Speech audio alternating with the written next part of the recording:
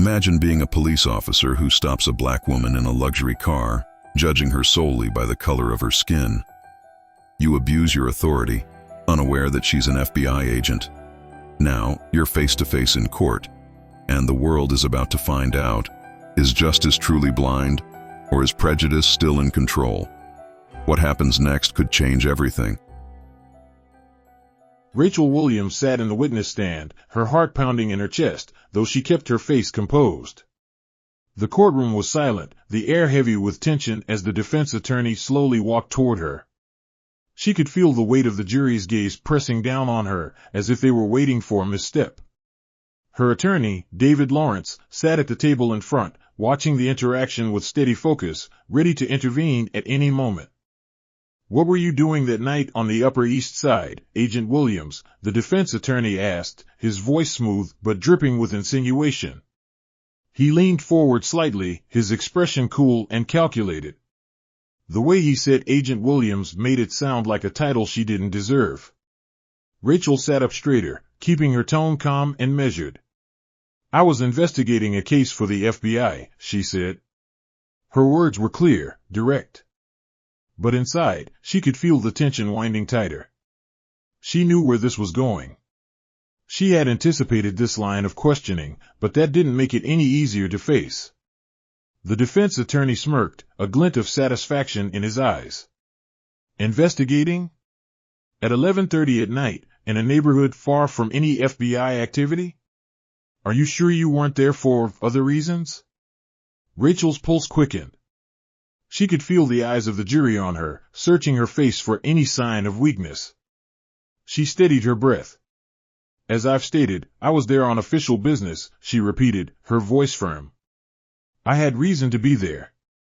The attorney circled her slowly, his shoes clicking against the polished courtroom floor. "And yet, Agent Williams, there is no official FBI record of an investigation in that area on that particular night, is there?" Rachel's stomach tightened. This was the trap. He was trying to undermine her credibility, to plant the idea in the jury's mind that she was out of place, that she didn't belong. She knew the truth, but she also knew how this would look. A black woman, alone in an affluent neighborhood late at night, this wasn't just about facts anymore. It was about perception. Before she could respond, David stood from his seat, his voice cutting through the tension. "Objection, Your Honor. Counsel is mischaracterizing the witness's actions that night." The judge, a stern-looking man with graying hair, glanced at the defense attorney. "Sustained. Stick to the facts, counselor." The defense attorney sighed, clearly displeased, but unwilling to push back against the ruling. He turned back to Rachel, his smile gone. "Let's move on then. When you were stopped by Officer Daniels that night, what exactly did he say to you?" Rachel paused for a moment, the memory of that night rushing back to her. The flashing blue lights in her rearview mirror. The cold rain pelting her windshield. The way her heart had raced, not because she'd done anything wrong, but because she knew what this encounter could turn into. It wasn't the first time she'd been pulled over for no reason.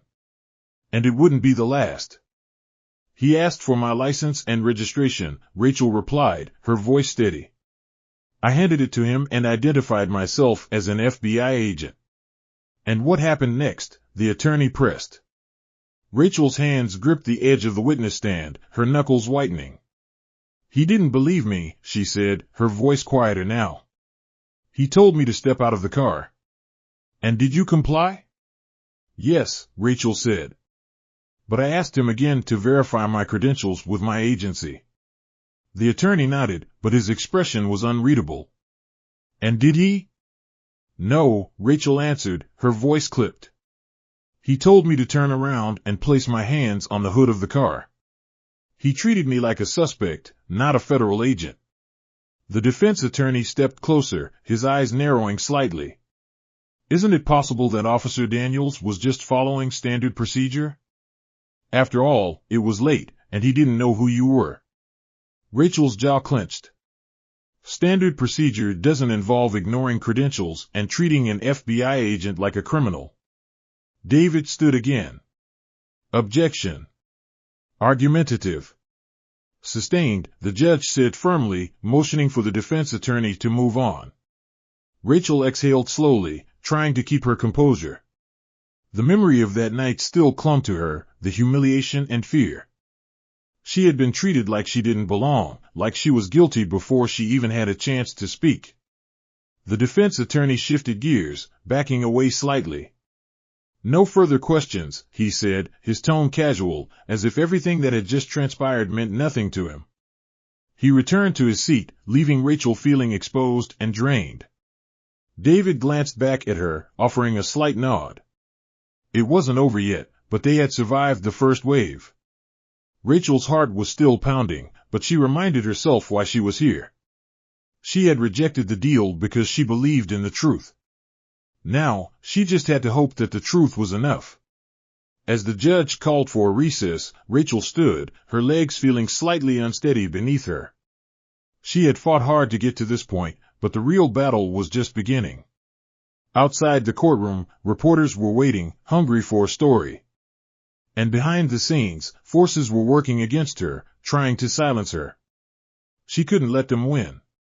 Not now. The door to the courtroom closed softly behind her as Rachel stepped into the hallway. The buzz of reporters' questions and murmurs of spectators faded momentarily, giving her a brief respite. David followed behind her, his expression focused, but there was an understanding in his eyes. He knew how much the testimony had cost her. Rachel leaned against the wall, her thoughts drifting back to the past, to the moments that had shaped her into the person she was today. This wasn't the first time she'd felt like she didn't belong, and it certainly wouldn't be the last. Memories of her childhood began to surface, her father, standing tall as he led protests in their community, fighting against the systemic racism that had gripped their neighborhood for generations. She could still hear his voice, deep and unwavering, as he spoke to the crowd. "We deserve better," he would say. "We deserve to be seen as equal." He had been her hero, her role model, and the reason she joined the FBI. She wanted to carry on his legacy, to prove that justice could prevail, even in a world that seemed determined to deny it. But as she stood there, reliving those memories, she couldn't help but wonder if she was fighting a losing battle. Her father's passion for justice had come at a cost. He had been arrested multiple times, labeled an agitator, and their family had been ostracized by many in the community. Rachel's mother had begged him to stop, to think of their family, but her father had always refused. "If we don't stand up, who will?" he'd say. Rachel had internalized that message, carrying it with her through high school, through college, and into the FBI. But now, standing on the other side of that system, she wondered if her father's ideals had been naive. She had believed in the law, believed that she could make a difference from within. And yet, here she was, on trial herself, being questioned and doubted not for what she had done, but for who she was. The door to the courtroom opened, pulling her back to the present. David gave her a brief nod, signaling that it was time to go back inside. But Rachel lingered for a moment longer, her thoughts turning to the night she was stopped. It wasn't the first time she'd been pulled over, but it had felt different. She was an FBI agent, a badge that should have meant something, a symbol of her authority and respect. But to Officer Daniels, it hadn't meant a thing. Her skin color had spoken louder than any badge ever could. As she walked back into the courtroom, her mind replayed the moments leading up to the traffic stop. She had been tired that night, driving back from a long day of field work, her mind clouded with exhaustion. The rain had been pouring down, making the streets glisten under the soft glow of the streetlights. When the blue and red lights of the police cruiser had flashed behind her, she had pulled over, expecting it to be a routine stop. But from the moment the officer approached her window, she had known something was wrong. His tone, his body language, the way he looked at her, it was all too familiar. He hadn't seen an FBI agent, he had seen a black woman driving alone at night in a wealthy neighborhood. Rachel clenched her fists, her nails digging into her palms. The frustration she felt was overwhelming. Despite everything she had achieved, despite the years of service and dedication, she had still been reduced to a stereotype in the eyes of that officer. And now, sitting in that courtroom, she was reliving it all over again. She glanced at David as they both sat back down at their table. He had his own burdens, she knew that. David Lawrence had once been a police officer, working within the very system he now fought against. He had seen the corruption, the way the system turned a blind eye to injustice, and it had driven him away. Now, as a civil rights attorney, he was trying to make amends for the years he had stayed silent. Rachel respected him for that, but she also knew how deeply his past haunted him. They had never spoken about it directly, but she could see the weight he carried. In some ways, they were both fighting the same battle, against the system that had failed them, against the expectations that came with the uniforms they once wore. The judge called the courtroom back to order, his gavel striking the wooden stand. Rachel took a deep breath, pushing the memories aside. She couldn't afford to dwell on the past right now. There was too much at stake. Her career, her reputation, her very identity as an agent of the law, everything was on the line. As the next witness was called to the stand, Rachel braced herself for the fight ahead. The courtroom felt like a battleground, and she wasn't sure if she'd make it out unscathed. But one thing was certain, she wasn't going to give up, no matter how much it cost her. Rachel stepped out of the courthouse, the cool air hitting her face as she took a moment to regain her composure. The testimony had taken its toll, but the real fight was far from over. She pulled her coat tighter around herself and glanced down the steps where a crowd of reporters had gathered, eager for a statement. But Rachel wasn't ready for that yet. David Lawrence, her attorney, walked up beside her, his expression serious but calm. He was a man who had seen the worst of the system from the inside out, and now he was standing with her in the battle to expose its flaws. Rachel had met David a few years earlier, during a case involving police misconduct. At the time, she had been skeptical of him, a former cop turned civil rights attorney. It sounded like someone who had abandoned ship when the going got tough. But over time, she had learned that David wasn't just someone who'd left the police force. He had left because he couldn't stand what he saw, good officers looking the other way, corruption being swept under the rug, and people like Rachel being treated as second-class citizens despite their service to the community. He hadn't been able to change things from the inside, so he had chosen a different path. Rachel admired that about him, even if she didn't always agree with his methods. "You did well in there," David said as they stood on the courthouse steps, his eyes scanning the reporters below. "I'm not sure about that," Rachel replied, her voice low. "They're trying to make me out as someone who doesn't belong, someone who had no right to be there that night. And I can't help but wonder if the jury believes it." David turned to face her fully, his expression softening slightly. "You know this isn't just about what happened that night. It's bigger than that. They're trying to discredit you because they know the truth will take down more than just one officer." Rachel nodded. She knew he was right, but that didn't make it any easier. The weight of the case wasn't just on her shoulders, it was on David's too. He had a lot riding on this, even if he didn't say it out loud. When David had first taken on her case, Rachel hadn't been sure what to make of him. A white man who had walked away from the badge, now fighting for people like her. It had seemed too convenient, too easy. But over the past few weeks, she had seen how deeply he cared about justice, how much it meant to him to make things right. He wasn't fighting for her because it was easy, he was fighting because he believed in her. David had left the police force after witnessing years of brutality and racism that went unchecked. He had tried, early in his career, to stand up to it, but every time he did, he was pushed back down. He tried to change things from within, but eventually, it became clear that the system wasn't interested in changing. That's when he left, and ever since, he had been working cases like Rachel's, cases that aimed to expose the corruption and racism embedded in law enforcement. Rachel's case wasn't just another case to him, though. She could tell that. For David, this felt personal. Maybe because he had once been on the other side, part of the system that had torn Rachel down. Or maybe because he saw a chance at redemption, an opportunity to finally stand up against the injustices he had once been complicit in.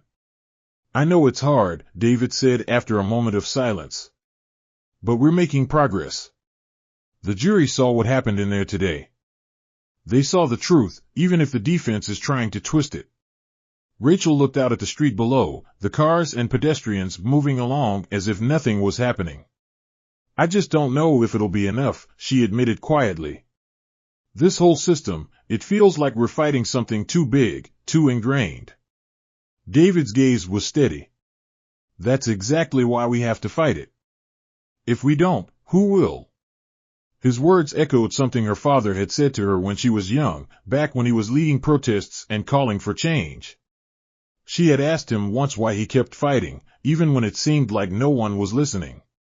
His answer had been simple, because someone has to. Now, standing beside David, Rachel understood her father's conviction more than ever. She had chosen this fight. She had rejected the plea deal because she believed in the truth.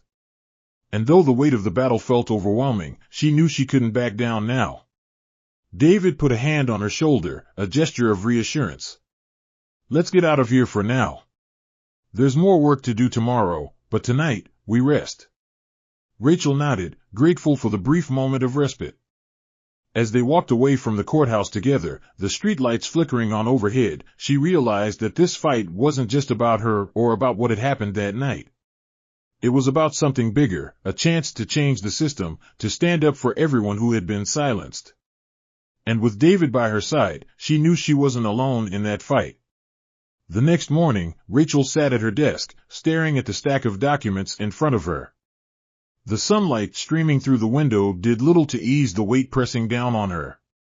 David had told her to rest, but sleep hadn't come easy. Every time she closed her eyes, her mind replayed the events of that night, the flashing blue lights, the cold rain, the way Officer Daniels had looked at her like she didn't belong. She shook her head, trying to focus. There was too much at stake to let her emotions take over now. They were up against a powerful system that had no intention of letting her win. She had seen it happen before, how cases like hers got buried, how the people responsible walked away without consequences. David knocked on her office door, stepping in with a stack of papers under his arm. "We've got a problem," he said, his voice low. Rachel looked up, her stomach dropping. "What kind of problem?" David set the papers down on her desk, his face grim. "Witnesses are starting to back out. Some are disappearing altogether." Rachel felt a cold wave of dread wash over her. "What do you mean disappearing?" David leaned against the desk, rubbing his temples. "I mean they're either not answering calls or, in one case, their house is empty. No forwarding address, nothing." Rachel stood, pacing the small office. "This is retaliation. They're trying to intimidate anyone who's willing to testify against Daniels and the department." David nodded. "It's more than intimidation, Rachel. This is an organized effort to derail the case." Rachel stopped pacing, facing him. "They're scared. That means we're getting close to something big. But we can't prove anything if our witnesses are too afraid to speak, or if they disappear altogether," David said, his frustration evident. Rachel crossed her arms, her mind racing. She knew this was going to happen. The moment they'd filed the case, she had anticipated the department would push back, that they'd try to silence anyone who stood with her. But hearing it happen in real time, witnesses vanishing, evidence being manipulated, it made her blood boil. "We still have the video," Rachel said, her voice firmer now. David hesitated. "The video's not enough. We need testimony to back it up. Without that, the defense can spin this however they want." Rachel clenched her fists. "They're playing dirty, and we're just sitting here waiting for them to dismantle everything." "We're not just sitting," David replied calmly. "We're fighting back, but we have to be smart about it. If we rush in without solid ground, they'll destroy us in court." Rachel hated the truth in his words. This wasn't just about facts, it was about who had the power to manipulate those facts. The system wasn't designed to protect people like her, it was designed to protect people like Daniels. David looked at her, sensing her frustration. "I've been on the inside, Rachel. I know how they work. They'll keep pushing, keep threatening, and if we lose our footing, they'll bury this case." Rachel sighed, sitting back down in her chair. "So what do we do now?" David sat across from her, his eyes sharp. We find new witnesses, and we strengthen the ones we have left. We'll also start reaching out to people who might have information on the department's internal workings. Someone out there knows what's going on, and they're waiting for the right moment to speak. Rachel nodded. It was a solid plan, but she knew it wouldn't be easy. The people they were dealing with had power, and they weren't going to give it up without a fight. David leaned forward. And one more thing. I've been hearing whispers about Daniels not acting alone. There are rumors that someone higher up was pulling the strings that night. Rachel narrowed her eyes. Higher up? You mean this goes beyond Daniels? David nodded. If what I'm hearing is true, Daniels was just a pawn. There's someone else in the department who's been orchestrating these stops, targeting certain individuals. Rachel's heart sank. This wasn't just about one rogue officer. This was bigger, much bigger. She had suspected something like this, but hearing it confirmed made her realize just how deep the corruption ran. This could blow the whole case wide open, Rachel said, her voice barely above a whisper.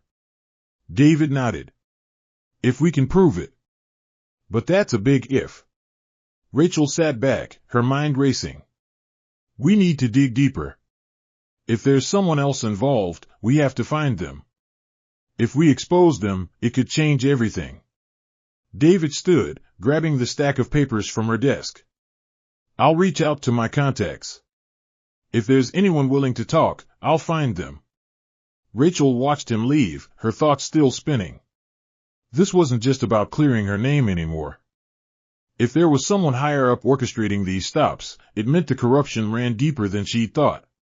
And if they didn't stop it now, it would continue to ruin lives, just like it had tried to ruin hers. She sat there for a long time, staring out the window at the bustling city below. The system was fighting back, but she wasn't going to let it win. Not this time. Her phone buzzed on the desk, pulling her back to the present. She glanced at the screen and saw a message from an unknown number, back off or you'll regret it. Rachel's grip tightened around the phone. This wasn't just a battle in the courtroom anymore. It was personal. Rachel sat in the dimly lit room, the message still glowing on her phone screen, back off or you'll regret it. She had expected retaliation, but this felt different. It was more direct, more personal.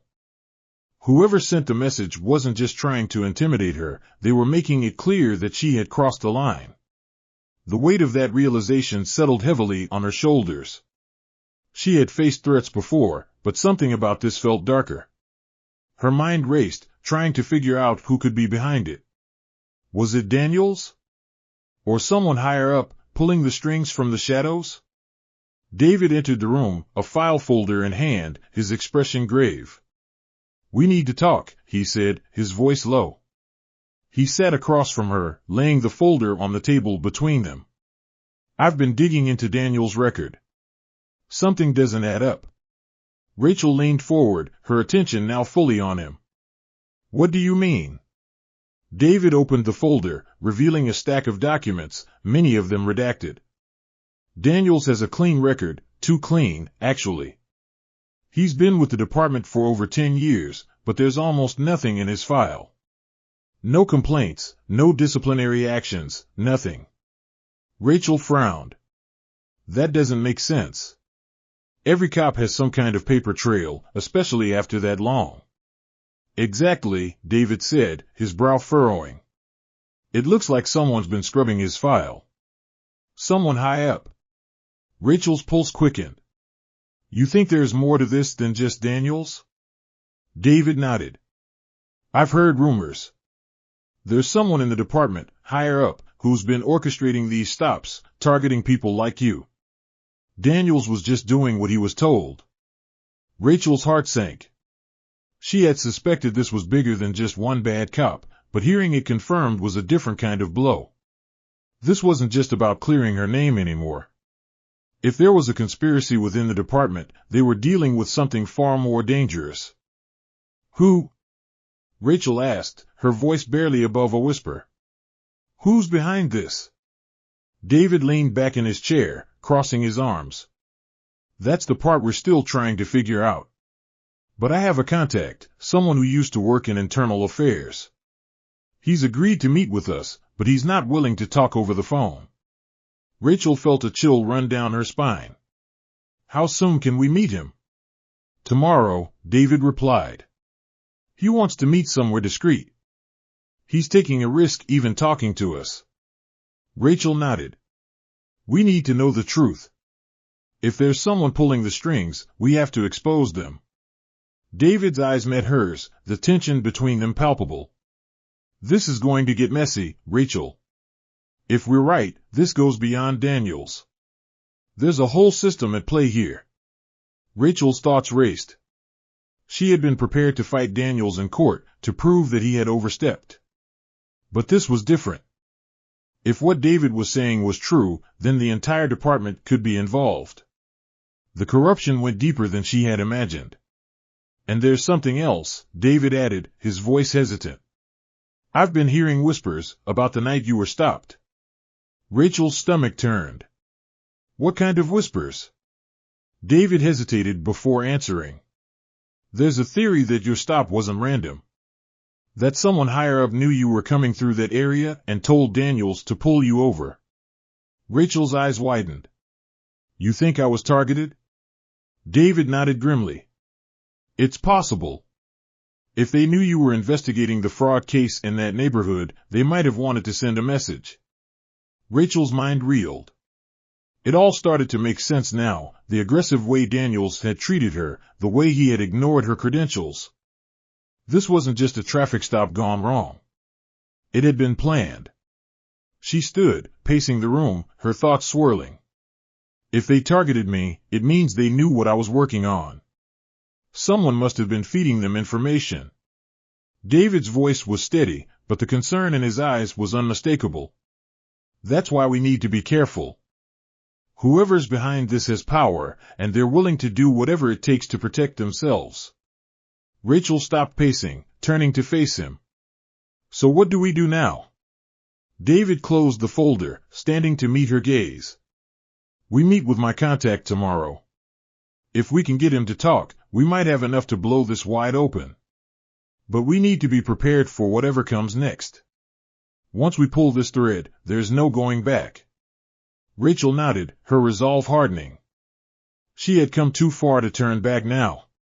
They weren't just fighting for her anymore, they were fighting to expose the truth. And if that meant taking on an entire corrupt system, so be it. As David left the room, Rachel glanced down at her phone again, the threat still lingering in her mind. Back off or you'll regret it. She couldn't back off. Not now. Whoever had sent that message was right about one thing, there would be regrets. But they wouldn't be hers. The next evening, Rachel and David pulled up to a small, nondescript diner on the outskirts of town. The parking lot was mostly empty, with only a few cars scattered around under the flickering streetlights. It was the kind of place where people came to be forgotten, to have quiet conversations in shadowed corners. Rachel scanned the area, her nerves on edge. She hadn't been able to shake the feeling that they were being watched ever since she'd received that threatening message. Every car that drove by felt like a potential threat, every glance from a stranger sent a chill down her spine. Are you sure about this guy? Rachel asked as she stepped out of the car. David nodded, though there was a tension in his eyes. He's trustworthy. At least, he was when I knew him. He's taking a risk meeting with us, but if anyone knows what's really going on, it's him. Rachel nodded, though the unease didn't leave her. She followed David inside the diner, the smell of grease and coffee hitting her senses as they stepped through the door. A waitress behind the counter gave them a brief glance before returning to her work, seemingly uninterested in who they were or why they were there. David led her to a booth in the back, where a man in his late 40s sat with his back to the wall, his eyes scanning the room with the wariness of someone who had seen too much. His graying hair was cropped short, and his face was withered, marked by years of working in law enforcement. Mark, David greeted him as they slid into the booth. Thanks for meeting with us. Mark nodded, his gaze shifting briefly to Rachel before settling back on David. You said this was important. It better be. Rachel leaned forward, her hands resting on the table. It is. We need to know what you can tell us about Daniels and anyone higher up pulling the strings. We think there's a conspiracy in the department, and you're our best shot at confirming it. Mark glanced around the diner, his eyes lingering on the door as if he was expecting someone to burst in at any moment. I don't know much, he said, his voice low. But I know enough to tell you that you're stepping into something way bigger than Daniels. Rachel's heart skipped a beat. This was it. The confirmation they needed. How far does it go? She asked. Mark shook his head, his expression grim. Far enough that it could ruin a lot of people's lives if the truth gets out. There's someone up top, way up top, who's been using guys like Daniels to carry out their orders.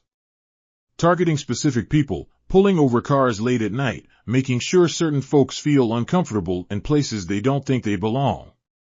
David leaned in, his voice barely above a whisper. Who? Mark's gaze flickered to the door again, and Rachel could see the fear in his eyes. You don't want to know, he said quietly. If I tell you names, you're going to have a target on your back bigger than you already do. They don't play games, David. They'll come after you, after her, after anyone who gets in the way. Rachel's stomach churned. They already threatened me. I got a message telling me to back off, or I'd regret it. Mark's eyes darkened. Then you know they're serious. This isn't just about your case anymore. If you expose them, it's going to blow everything wide open. Corruption, payoffs, internal cover-ups, it'll be chaos. David exchanged a glance with Rachel. That's exactly why we need to expose them. Mark let out a bitter laugh, shaking his head. You're not listening. You think you're the first ones to try? You think no one else has ever gotten close to the truth before? The ones who got close, they don't talk anymore. You think that's a coincidence? Rachel felt a cold dread settle in her chest. She had known this was dangerous, but hearing it from someone who had been on the inside made it all the more real. We're not backing down, she said firmly. If there's a conspiracy, we have to expose it. Mark sighed, rubbing a hand over his face. Look, I'm not saying you shouldn't fight. I'm just saying you need to be prepared for what's coming. They won't stop at threats. They'll come after everything, your job, your family, your life. Rachel's pulse quickened, but she met his gaze steadily. We've come too far to stop now. David nodded in agreement. We've got evidence, witnesses. We just need enough to blow this open. Mark hesitated, then reached into his coat pocket, pulling out a small envelope. He slid it across the table toward David. This is all I've got, he said quietly. It's not much, but it might be enough to start pulling the thread. Just be careful. David picked up the envelope, slipping it into his jacket. Thanks, Mark. We appreciate this. Mark stood, glancing around the diner one last time before turning to them. You won't see me again, he said. If anyone asks, this conversation never happened. Rachel watched him walk out, the door closing softly behind him. The tension in the air didn't leave, though. It hung over them like a dark cloud, heavy with the knowledge that they were in deeper than they'd realized. David looked at Rachel, his expression serious. We have enough to move forward. But Mark's right, we need to be ready for what comes next. Rachel nodded, her mind already racing through the possibilities. The stakes had just been raised, and there was no turning back. Whoever was behind this conspiracy, they were about to find out just how far Rachel and David were willing to go to uncover the truth. As they left the diner, Rachel felt a strange mix of fear and determination settle inside her. They had allies, but they also had enemies. And those enemies were closer than she'd ever imagined. The rain was coming down in sheets as Rachel and David sat in his office, the glow of the desk lamp the only light in the dim room. The envelope Mark had given them lay open on the table, its contents spread out, copies of documents, fragments of emails, and lists of names that Rachel could barely believe were real. They had spent hours combing through it all, piecing together the tangled web of corruption that stretched far beyond what they had originally imagined. "This is it," David said, his voice quiet but certain. "This is what we need." Rachel nodded, though the weight of the discovery sat heavily on her chest. The evidence confirmed what Mark had said. Daniels wasn't acting alone. There were others, higher up in the department, orchestrating everything. The targeted stops, the harassment, the intimidation tactics, it was all part of a larger, coordinated effort to maintain control. The names on the list were a who's who of powerful figures in the police department, people who had spent years covering up their actions, burying complaints, and silencing anyone who tried to expose them. If they went public with this, it would shake the entire city. But Rachel knew that with this revelation came danger. Mark's warning echoed in her mind. They would come after her, after David, after anyone who dared to stand against them. They had already threatened her once, and she had no doubt they would follow through if they felt cornered. "We need to go public with this," Rachel said, her voice steady despite the fear creeping up her spine. "We can't wait for the trial. If we wait, they'll find a way to shut us down. We need to take this to the press." David leaned back in his chair, running a hand through his hair.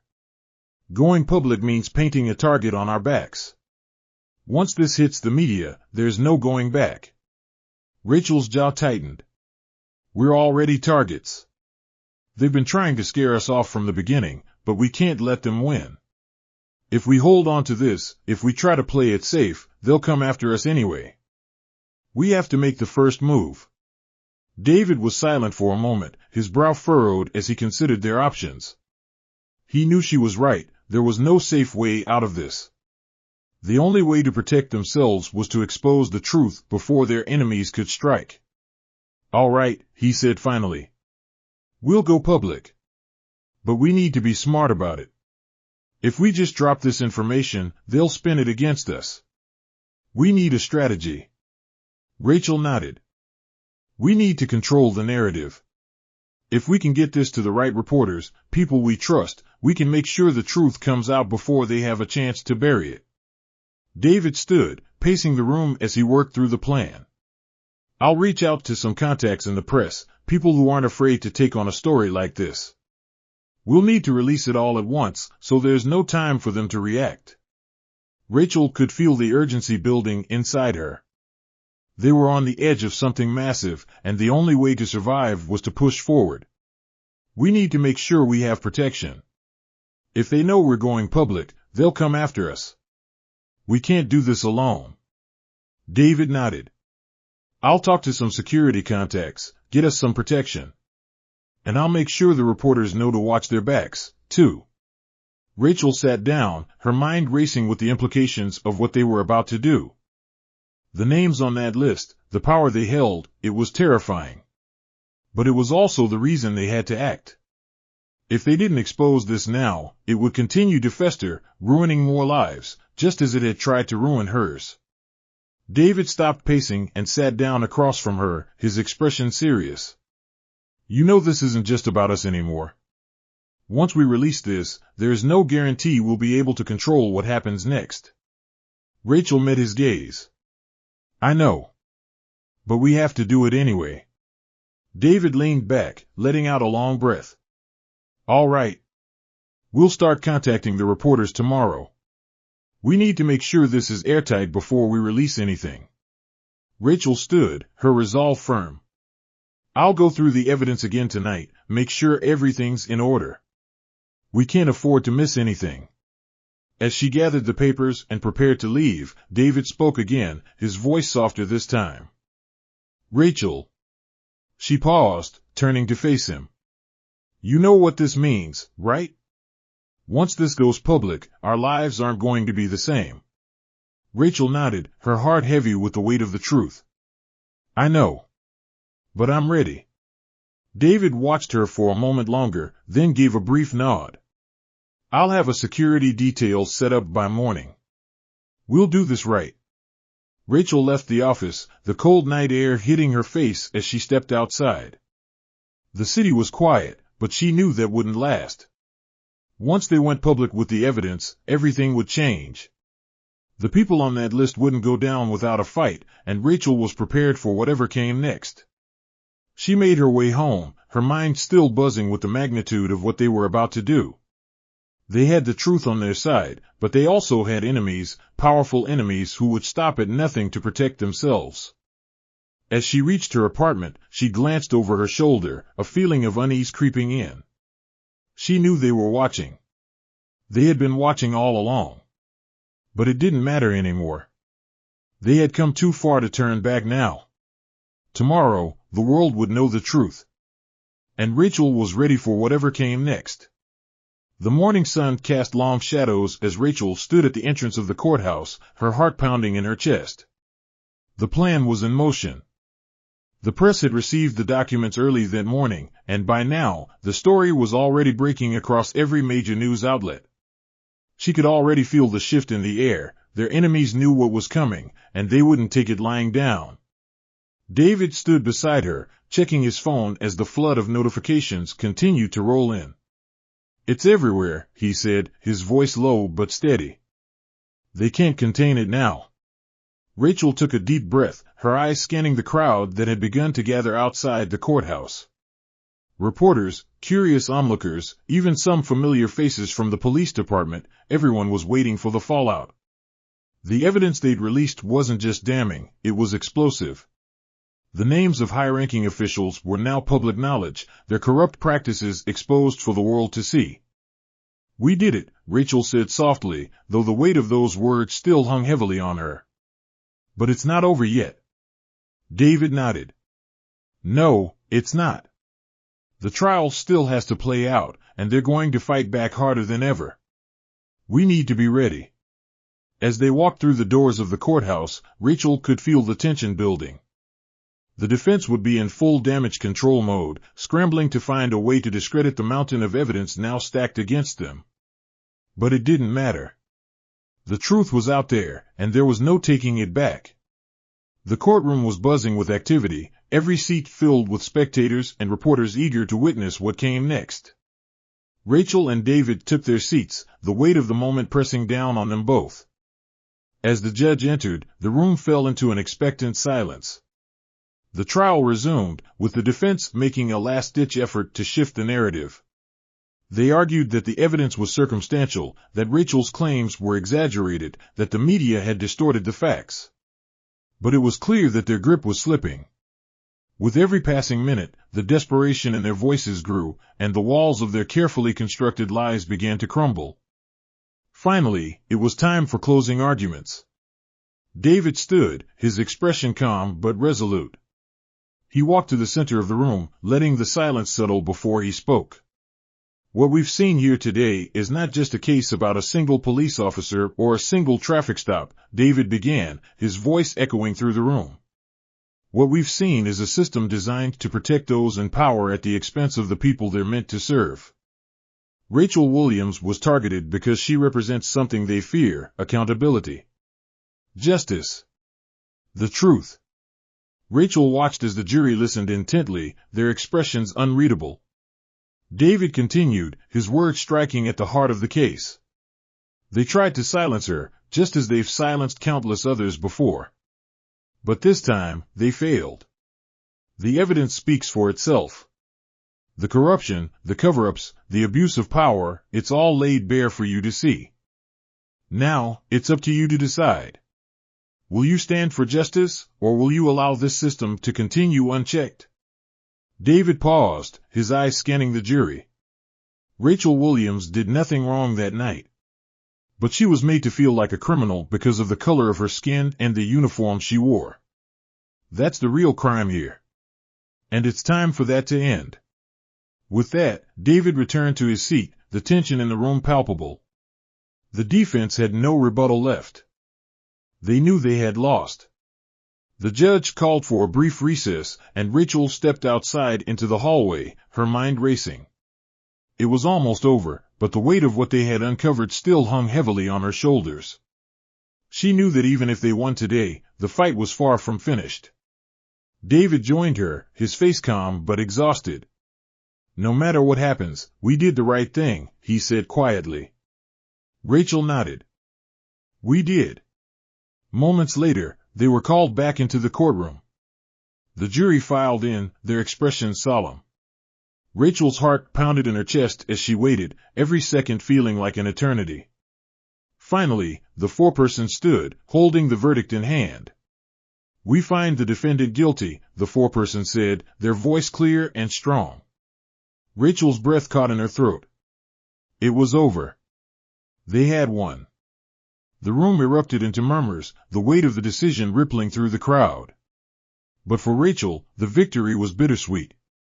She had fought for justice, but the battle ahead loomed large.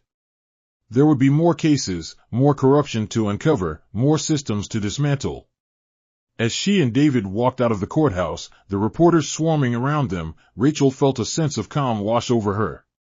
They had won this fight, but the war was far from over. "We did it," David said, a faint smile on his face. Rachel looked out at the city beyond, the sun setting in the distance. "Yeah," she said quietly. "But there's still so much more to do." And as they walked into the fading light, Rachel knew she was ready for whatever came next. Stories have the power to transform lives, and if this one moved you, imagine the next ones. Subscribe to the channel to continue this journey of inspiration and reflection. If you have experienced something similar, or if this story brought back a special memory, share it in the comments. Your experience could inspire others. And don't forget to like the video and share it with someone you know will be just as inspired as you.